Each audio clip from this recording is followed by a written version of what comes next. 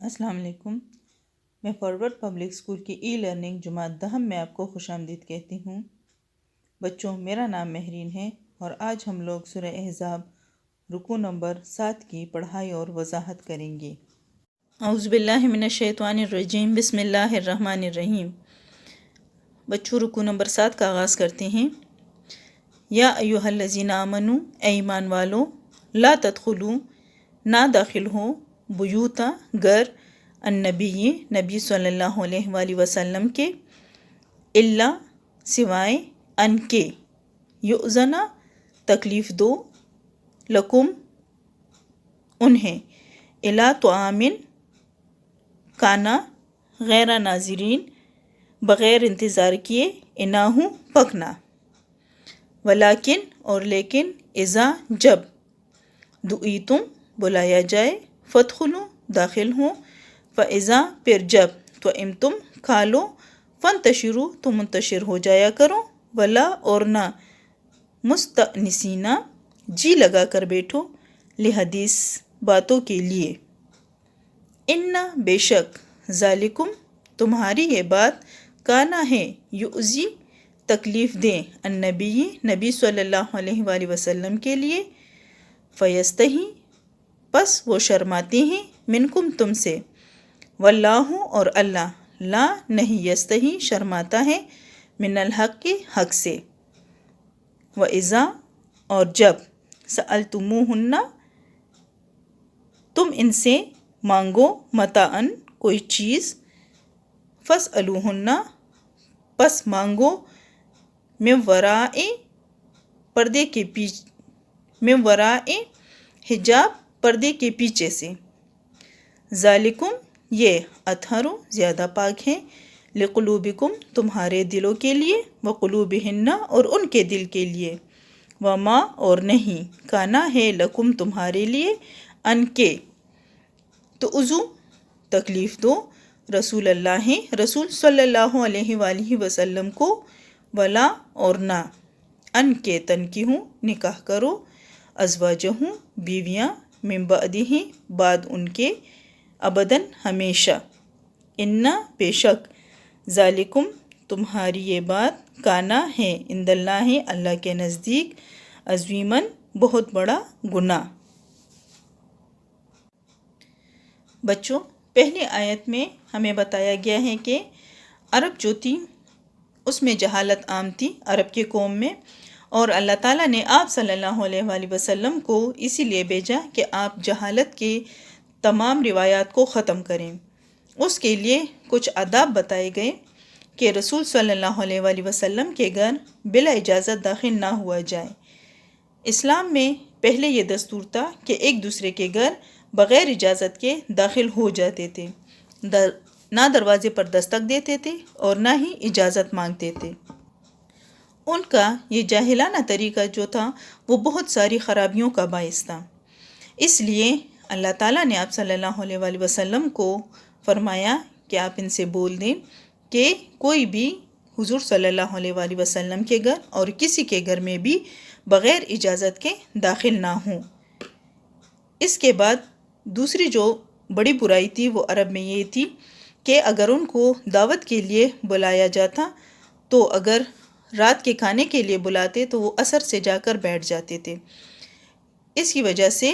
بہت زیادہ تکلیف ہوتی تھی لوگوں کو۔ تو اس کے لیے اللہ تعالیٰ نے آیت نازل کی کہ اگر آپ لوگوں کو الی طعام، کھانے کے لیے آپ لوگ کو بلایا جائے، کھانے پر آپ کو مدعو کیا جائے، تو آپ لوگ اس وقت سے نہ جا کے بیٹھ جایا کرو کہ آپ لوگوں کو پکنے کا انتظار کرنا پڑے، اور پھر آپ لوگ لمبی لمبی باتوں کے لیے جب بیٹھ جاتی ہیں، کھانا کھا چکنے کے بعد جب لمبی لمبی باتوں کے لیے بیٹھتے تھے تو یہ بات حضور صلی اللہ علیہ وآلہ وسلم کے لیے تکلیف دہ ہوتی تھی۔ اس کے علاوہ بچوں،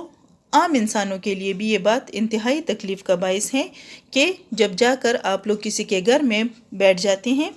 اور آپ شام کی دعوت، رات کی دعوت ہوتی ہے اور عصر سے جا کر بیٹھتے ہیں تو ان کو ہزاروں کام جو کرنے ہوتے ہیں وہ ان کے رک جاتے ہیں۔ صحابہ کرام میں بھی کچھ صحابہ کرام ایسے تھے کہ جو حضور صلی اللہ علیہ وآلہ وسلم کے گھر جا کر بیٹھ جاتے، پھر حضور صلی اللہ علیہ وآلہ وسلم ان کو یہ نہیں کہہ سکتے تھے شرم کی وجہ سے کہ آپ لوگ اٹھ کر چلے جائیں۔ ایک بار حضرت زینب رضی اللہ تعالیٰ عنہ کی شادی کے لیے رات کے وقت ولیمے کی دعوت پر لوگوں کو حضور صلی اللہ علیہ وآلہ وسلم نے مدعو کیا تھا۔ جب دعوت ہو چکی، ولیمہ ختم ہو گیا، لیکن کچھ لوگ جو تھے وہ باتیں کرنے کے لیے بیٹھے ہوئے تھے۔ حضور صلی اللہ علیہ وآلہ وسلم کو اس بات سے نہایت تکلیف ہوئی۔ اللہ تعالیٰ نے آیت نازل فرمائی کہ حضور صلی اللہ علیہ وآلہ وسلم آپ کو نہیں کہہ سکتے، وہ شرماتے ہیں۔ ظاہری بات ہے کہ انسان کے گھر میں جب کوئی آتا ہے تو اس کو ہم لوگ یہ تو نہیں کہہ سکتے کہ بس اب ہماری نیند کا ٹائم ہے، یا اب ہم تھک گئے ہیں، یا ہم نے کوئی اور کام کرنا ہے، آپ ہمارے گھر سے چلے جائیں۔ تو اسی وجہ سے اللہ تعالیٰ نے آیت نازل کی کہ حضور صلی اللہ علیہ وآلہ وسلم آپ کو نہیں کہہ سکتے، لیکن میں حق بات کرنے سے نہیں شرماتا، اور آپ لوگ جو ہیں یہ طریقہ، یہ رواج جو ہے، یہ آپ لوگوں کا غلط طریقہ رواج ہے، اس چیز کو ختم ہونا چاہیے۔ اس کے علاوہ تیسری جو اس آیت میں بات کی گئی ہے وہ یہ ہے کہ پردے کے بارے میں، کہ حضور صلی اللہ علیہ وآلہ وسلم کے گھر لوگ بغیر آواز دیے آ جاتے تھے، اور ان کی ازواج سے لوگ بات چیت کر لیا کرتے تھے، بہت صحابہ کرام۔ اس لیے یہ بات جو ہے حضرت عمر رضی اللہ تعالیٰ عنہ کو بہت بری لگی تھی۔ انہوں نے اس بات کا تذکرہ حضور صلی اللہ علیہ وآلہ وسلم سے کیا، اور پھر یہ آیت نازل ہوئی، ازواج النبی صلی اللہ علیہ وآلہ وسلم کے ساتھ پردے کے پیچھے سے بات کیا کرو۔ اس کے بعد تمام لوگوں کے گھروں کے دروازوں پر پردے لٹک گئیں، یعنی ان کے حضور صلی اللہ علیہ وآلہ وسلم کی ازواج کے ساتھ کوئی بھی بغیر پردے کی بات نہیں کر سکتا تھا۔ اور یہی رواج پھر تمام مسلمانوں کے لیے قائم ہوا کہ اگر کوئی بھی غیر محرم سے بات کرنے کی آپ لوگ کو ضرورت پڑ جائے تو آپ پردے کے پیچھے سے کھڑے ہو کے آپ آواز دے سکتے ہیں، ان سے وہ ضروری بات کر سکتے ہیں، اس کے علاوہ نہیں۔ اور چوتھی جو بات بتائی گئی ہے کہ حضور صلی اللہ علیہ وآلہ وسلم کو اپنی باتوں سے تکلیف نہ دو، اور ان کی ازواج کے ساتھ نکاح کوئی بھی نہیں کر سکتا، کیونکہ وہ امت کی مائیں ہیں۔ ہم لوگ سورہ احزاب کی شروع کی آیتوں میں پڑھ چکے ہیں، شروع رکوعات میں ہم لوگ پڑھ چکے ہیں کہ وہاں پر اللہ تعالیٰ نے فرمایا کہ حضور صلی اللہ علیہ وآلہ وسلم کے ازواج وہ امت کی مائیں ہیں، اور ان کے ساتھ کسی کا بھی نکاح جائز نہیں ہے۔ اور اگر کوئی اس طرح کا کام کرتا ہے یا اس بارے میں سوچتا ہے تو وہ بہت بڑا گناہ کا کام کرتا ہے، اللہ تعالیٰ کے نزدیک وہ بہت بڑا گنہگار ہے۔ ان اگر تبدو ظاہر کرو، شیئن کوئی بات، او یا تخفوہ چھپاؤ، فإن اللہ پس بے شک اللہ کانا ہے بکلی ہر ایک شیئن چیز، علیمن جاننے والا۔ اگر آپ لوگ اللہ تعالیٰ سے کوئی بات چھپاتے ہیں یا ظاہر کرتے ہیں، اللہ تعالیٰ ہر ایک چیز سے باخبر ہے، اللہ تعالیٰ تمام باتوں کے بارے میں جانتا ہے۔ لا نہیں جناح گناہ ہے، علیہن عورتوں پر، فی میں آبائہن اپنے باپ، ولا اور نہ ابنائہن اپنے بیٹے، ولا اور نہ اخوانہن اپنے بھائی، یعنی عورتوں پر کوئی بھی گناہ نہیں ہے۔ اب یہاں پر پردے کا جو ذکر اس سے پہلے آیت میں ہم لوگوں نے پڑھا، جو پردے کا حکم نازل ہوا، تو اس کے بعد اللہ تعالیٰ نے فرمایا کہ عورتیں کن کن سے پردہ کریں گی اور کن سے نہیں کریں گی، یعنی اپنے باپ سے، اپنے باپ کے ساتھ وہ بات چیت کر سکتی ہیں، اپنے باپ سے ان کا پردہ نہیں ہے۔ ولا اور نہ ابنائہن اپنے بیٹوں سے، ولا اور نہ اخوانہن اپنے بھائیوں سے، اپنے بھائیوں کے ساتھ وہ ایک گھر میں رہ سکتی ہیں، ایک گھر میں وہ بات چیت کر سکتی ہیں۔ ولا اور نہ ابنائے بیٹے، اخوانہن اپنے بھائی کے، یعنی اپنے بھتیجوں سے، بھائی کے بیٹوں کے ساتھ بھی ان کا پردہ جائز نہیں۔ ولا اور نہ ابنائے بیٹے،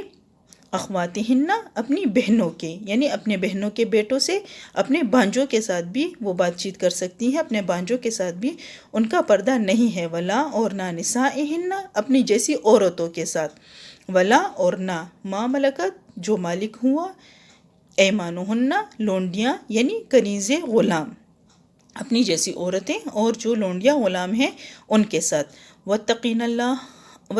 اللہ اور ڈرتی رہو اللہ سے۔ ان اللہ بے شک اللہ کانا ہے علی کل ہر ایک شیئن چیز، شہیدن گواہ، یعنی اللہ تعالیٰ ہر ایک چیز سے واقف ہیں، بے شک اللہ تعالیٰ سے ڈرتی رہو۔ اس کے علاوہ جو بھی رشتے ہیں ان کے ساتھ آپ کا بات چیت کرنا، آپ ان کے ساتھ پردہ کریں گی اور پردے میں ان کے ساتھ آپ بات چیت کریں گی۔ ان لوگوں کے ساتھ جو اپنے بانجوں، بھتیجوں، اپنے بھائیوں، اپنے بیٹوں، اپنے والد کے ساتھ آپ لوگ کا پردہ جائز نہیں ہے۔ اس کے علاوہ جتنے بھی رشتے ہیں ان تمام رشتوں سے آپ لوگ کا پردہ جائز ہے اور آپ ان کے ساتھ پردے کے پیچھے رہ کے بات کریں گی۔ ان اللہ، بے شک اللہ، و ملائکتہ، اور فرشتے، یصلون، درود بھیجتے ہیں، علی النبی، نبی صلی اللہ علیہ وآلہ وسلم پر، یا ایھا الذین آمنو، اے ایمان والو، صلو علیہ، درود و سلام بھیجو، وسلموا تسلیما، اور سلام بھیجا کرو، مومنو تم بھی ان پر درود اور سلام بھیجا کرو۔ ان الذین، جو لوگ، یؤذون، تکلیف دیتے ہیں، اللہ کو، ورسولہ، اور اس کے رسول کو، لعنہم اللہ، لعنت ہوتی ہے اللہ تعالیٰ کی طرف سے ان پر، فی الدنیا، دنیا میں، والآخرت، اور آخرت میں، وَأَعَدَّ، اور تیار کیا، لہم ان کے لیے، عذاب مہینہ، عذاب دردناک، ذلیل کر دینے والا عذاب۔ بچوں، اس آیت میں ہمیں حضور صلی اللہ علیہ وآلہ وسلم پر درود و سلام بھیجنے کا حکم ملا ہے۔ حضور صلی اللہ علیہ وآلہ وسلم ایک عظیم الشان پیغمبر ہیں۔ آپ صلی اللہ علیہ وآلہ وسلم رحمت للعالمین ہیں۔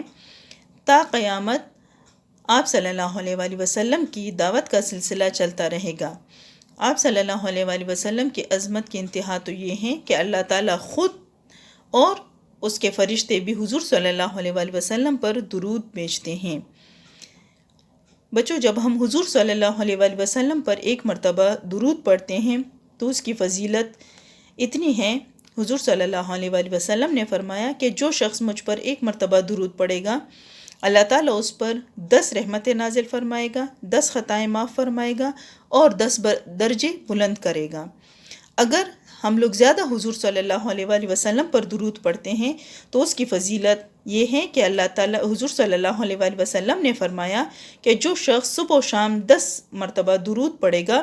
اس کو میری شفاعت مل جائے گی۔ ایک اور روایت میں ہے کہ قیامت کے دن مجھ سے سب سے زیادہ قریب وہ شخص ہوگا جو مجھ پر سب سے زیادہ درود پڑھتا ہے۔ بچوں، درود جو ہے وہ آخرت کی مشکلات آسان کرنے کا سب سے بہترین ذریعہ ہے۔ ہمیں چاہیے کہ ہم لوگ حضور صلی اللہ علیہ وآلہ وسلم پر درود و سلام بھیجیں، کثرت کے ساتھ درود و سلام بھیجیں۔ اور جو شخص حضور صلی اللہ علیہ وآلہ وسلم پر درود و سلام نہیں پڑھتا اس کی سزا کیا ہے؟ حضور صلی اللہ علیہ وآلہ وسلم نے فرمایا کہ جس کے سامنے میرا ذکر ہو اور اس نے مجھ پر درود نہ پڑھا تو وہ بد نصیب ہو گیا۔ جس کے سامنے میرا ذکر ہو اور اس سے مجھ پر درود پڑھنا چھوٹ گیا تو اس سے جنت کا راستہ چھوٹ گیا۔ آئے بچوں، ہم سب مل کر حضور صلی اللہ علیہ وآلہ وسلم پر ایک مرتبہ درود و سلام بھیجتے ہیں۔ اللہم صلی علی محمد وعلی آل محمد کما صلیت علی ابراہیم وعلی آل ابراہیم انک حمید مجید۔ اللہم بارک علی محمد وعلی آل محمد کما بارکت علی ابراہیم وعلی آل ابراہیم انک حمید مجید۔ بچوں، جس محفل میں درود پڑھی جاتی ہیں تو وہاں پر مجلس میں بیٹھے ہوئے لوگوں پر اللہ تعالیٰ کی طرف سے جو ہے قیامت تک ان پر کوئی بھی وبال، کوئی بھی عذاب نہیں آتا۔ کثرت کے ساتھ بیٹھے درود کو اپنی زندگی میں شامل کریں۔ دوسری آیت میں ہمیں بتایا گیا ہے کہ جو لوگ اس کے پیغمبر کو رنج پہنچاتے ہیں، یعنی جو لوگ حضور صلی اللہ علیہ وآلہ وسلم کو تکلیف پہنچاتے ہیں تو اللہ تعالیٰ دنیا اور آخرت میں ان پر لعنت کرتا ہے۔ اور جب اللہ تعالیٰ کی لعنت برستی ہے کسی انسان پر تو نہ وہ دنیا میں کامیاب ہوتا ہے اور نہ آخرت میں اس کے لیے کسی بھی قسم کا کوئی بدلہ، کوئی اجر ہوتا ہے۔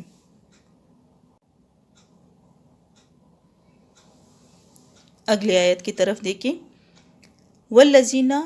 اور جو لوگ یؤذون تکلیف دیتے ہیں مؤمنین مومن مردوں کو والمؤمنات اور مومن عورتوں کو بغیر بغیر ما جو اکتسبو انہوں نے کمایا یا انہوں نے کیا فقط پس وہ احتملو